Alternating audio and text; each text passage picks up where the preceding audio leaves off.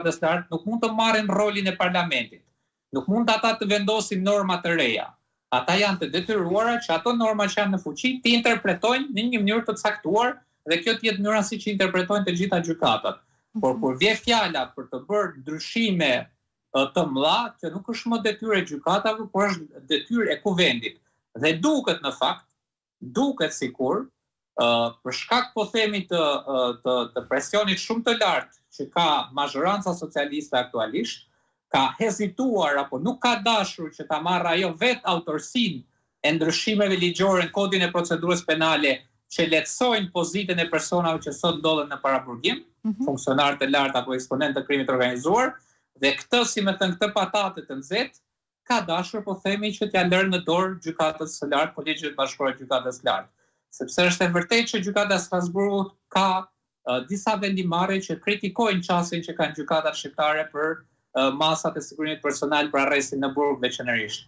Por në fakt, detyrat që lën gjykata e Strasburgut janë më shumë detyra që i takojnë ligjvënësit se sa i takojnë gjykatave. Pra janë më shumë detyra që të duhet që të shikohen për të reflektuar në kodin e procedurës penale apo në ligj, se sa po themi mund të reflektohen ato në vendimarrjet e gjykatave përfshirë në kolegjet e bashkëore të Gjykatës së Lartë. Pa në këtë lloj kuptimi e shoh pak që gjykata e lartë është jashtë rolit dhe funksionit të saj natyral në këtë çështje.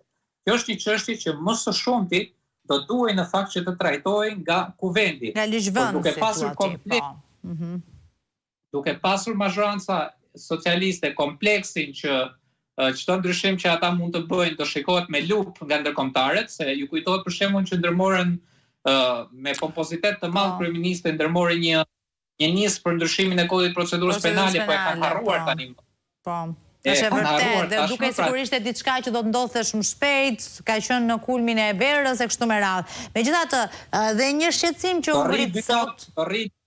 Kryetari i grupit parlamentar të Partisë Socialiste tha do rri 2 javë sa e fjetur nisma dhe pas 2 javësh ne do ta shfrytojmë dhe ta miratojmë. Pra si duket gjë që s'ka dashur ta bëjnë vetë, duan po themi ta realizojmë nëpërmjet gjykatës lartë. Gjykata e lartë, nëse nuk është pjesë e kësaj, si më thënë, e këtij skenari apo pjesë e kësaj loje në thojza, sigurisht domethënë duhet të dëshmojë që nuk po rishikon praktikën e saj apo standardet që ka vendosur më përpara, me qëllim që kjo të sjellë lehtësim apo përfitime të caktuara. Edhe sepse unë po e vazhdoj fjalin, edhe sepse të paktën nëse nisemi nga shqetësimi i ngritur nga prokurori i përgjithshëm sot, nga përfaqësuesi i këtij institucioni që ishte prokurori Arqile Koça, ai ka